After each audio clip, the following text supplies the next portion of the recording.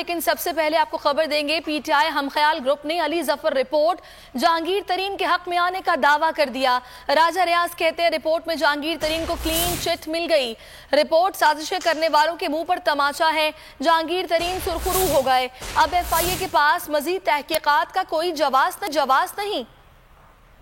Ali Zafar report آئی نہیں، جہانگیر ترین group کے دعوے سامنے آنے لگے۔ رپورٹ میں کیا کچھ ہے؟ راجہ ریاض نے بڑا دعویٰ کر دیا۔ ترین کے اہم ساتھی بولے سب اوکے ہو چکا ہے، رپورٹ میں سینئر کھلاڑی کو کلین چٹ مل گئی ہے۔ راجہ ریاض نے کہا رپورٹ سازش کرنے والوں کے منہ پر تماچا ہے، اب ایف آئی اے کے پاس مزید تحقیقات کا کوئی جواز نہیں۔ ان کا کہنا تھا رپورٹ حق میں آنے پر اللہ کا شکر ادا کرتے ہیں، جہانگیر ترین اور ہم سب سرخرو ہوئے ہیں۔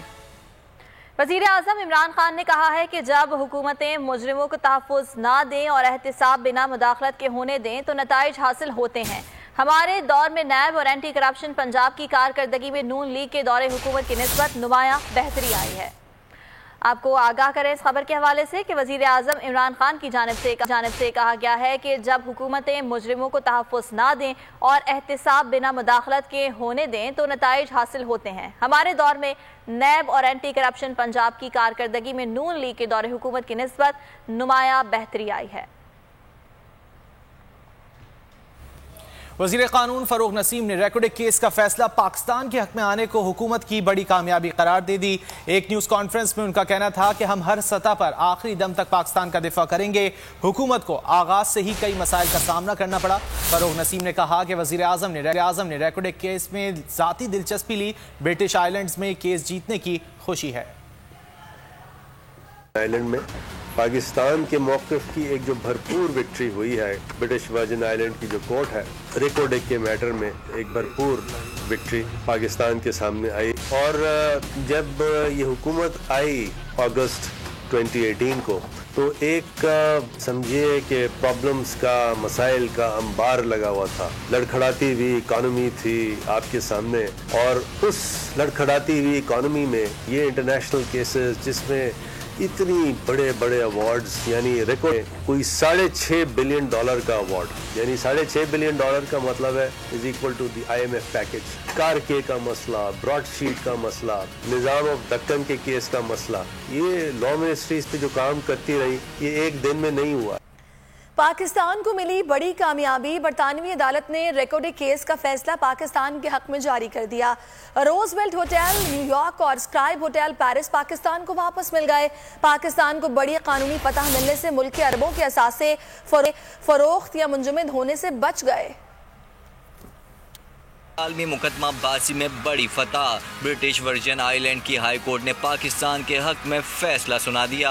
اٹارنی جنرل کے مطابق عدالت نے ریکارڈ کیس میں ٹی ٹی سی کے حق میں جاری کیے جانے والے فیصلے کو کالعدم قرار دیتے ہوئے پی آئی اے کے خلاف فیصلہ واپس لینے کا حکم دیا۔ اٹارنی جنرل خالد جاوید کے مطابق ریکارڈ کیس میں پی آئی اے کے خلاف تمام فیصلے واپس ہو گئے۔ روزویلٹ ہوٹل اور اسکرائب ہوٹل پیرس پاکستان کو واپس مل گئے۔ اٹارنی جنرل کا کہنا تھا کہ ٹی سی سی قانونی چارہ جوئی کے اخراجات ادا کرے گی۔ ذرائع اٹارنی جنرل آفس کے مطابق پاکستان کو اخراجات کی قیمت میں $50 لاکھ تک ادائیگی ہو سکتی ہے۔ ٹی سی سی کمپنی نے ریکارڈ ایوارڈ پر عمل درآمد کے لیے برٹش ورجن آئی لینڈ میں ٹی سی سی نامی کمپنی نے ریکارڈ ایوارڈ پر عمل درآمد کے لیے برٹش ورجن آئی لینڈ میں قانونی چارہ جوئی کے لیے درخواست دائر کی۔ خبروں میں آپ کو یہ بتائیں کہ کھاریاں میں پولیس اور ڈاکوؤں کے درمیان مبینہ مقابلہ ہوا۔ ایک ڈاکو ہلاک، دوسرا زخمی حالت میں گرفتار کر لیا گیا۔ مقابلے کے دوران 2 ڈاکو فرار ہونے میں کامیاب ہو گئے۔ کھاریاں میں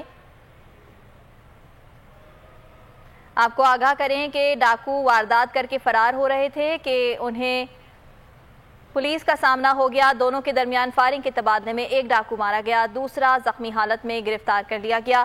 پولیس کا یہ کہنا ہے کہ ہلاک ہونے والا ڈاکو ساجد عرف ساجو قتل کے مقابلے میں مفرور ہے۔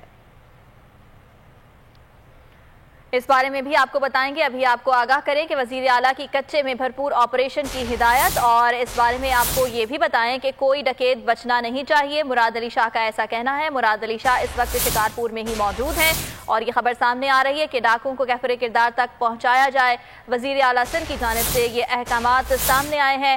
شہید جوانوں کی قربانیاں رائے گاہ نہیں جائیں گی۔ وزیر اعلیٰ سندھ مراد علی شاہ کا یہ کہنا ہے کہ کوئی ڈکیت بچنا نہیں چاہیے۔ اہلکار منور کے بیٹے کو تعلیم جاری رکھنے کی ہدایت بھی وزیر اعلیٰ سندھ مراد علی شاہ کی جانب سے کی گئی ہے۔ آپ کو آگاہ کر رہے ہیں کہ وزیر اعلیٰ سندھ مراد علی شاہ اس آپریشن کے حوالے سے کہتے ہیں کہ جتنے بھی ڈاکو ہیں کوئی بھی بچ کر نہیں جانا چاہیے۔ معاملات طے پا گئے، چودھری نثار آج 3 سال بعد پنجاب اسمبلی کی رکنیت کا حلف اٹھائیں گے۔ 3 برس بعد پی پی 10 راولپنڈی سے منتخب ایم پی اے چودھری نثار کو حلف اٹھانے کا خیال آ ہی گیا۔ ذرائع کے مطابق پنجاب اسمبلی سیکریٹریٹ نے چودھری نثار علی خان سے رابطہ کر کے آگاہ کیا ہے کہ ان کے حلف اٹھانے میں کوئی قانونی رکاوٹ نہیں، وہ آج اسمبلی کا حلف اٹھا سکتے ہیں۔ 24 مئی کو بھی چودھری نثار حلف اٹھانے کے لیے پنجاب اسمبلی پہنچے تھے مگر حلف برداری نہ ہو سکی تھی۔ حلف اٹھانے کے بعد چودھری نثار پنجاب کی سیاست میں کیا کردار ادا کریں گے، نون لیگ، تحریک انصاف، عثمان بزدار اور مسلم لیگ کاف سے ان کے تعلقات کی کیا نوعیت ہوگی، یہ بھی جلد ہی واضح ہو جائے گا۔ لاہور ہائی کورٹ نے اسسٹنٹ کمشنر کو تھپڑ مارنے کے مقدمے میں نون لیگی رکن پنجاب اسمبلی نوید کی عبوری ضمانت خارج کر دی۔ پولیس نے کمرہ عدالت میں گرفتار کر لیا۔ نوید علی پر گزشتہ برس دسمبر میں اسسٹنٹ کمشنر پاکپتن خاور بشیر پر تشدد کا الزام ہے۔ اسسٹنٹ کمشنر کو مارے گئے تھپڑ کی گونج کم نہ ہو سکی۔ نون لیگی ایم پی اے نوید علی کی عبوری ضمانت خارج ہو گئی۔ پولیس نے کمرہ عدالت سے گرفتار کر لیا۔ لاہور ہائی کورٹ کے جسٹس شہرام سرور کی عدالت میں درخواست پر سماعت ہوئی۔ نوید علی اور ان کے والد احمد رانا عبوری ضمانت کی میعاد ختم ہونے پر عدالت میں پیش ہوئے۔ عدالتی حکم پر ایڈیشنل آئی جی انویسٹیگیشن کی جانب سے رپورٹ پیش کی گئی، عدالت مسترد کر دی، جس کے بعد پولیس نے رکن پنجاب اسمبلی کو گرفتار کر لیا۔ نوید علی پر گزشتہ برس دسمبر میں اسسٹنٹ کمشنر پاکپتن خاور بشیر پر تشدد کا الزام ہے۔ جھگڑا ایک شادی کی تقریب ختم کرانے کے معاملے پر ہوا۔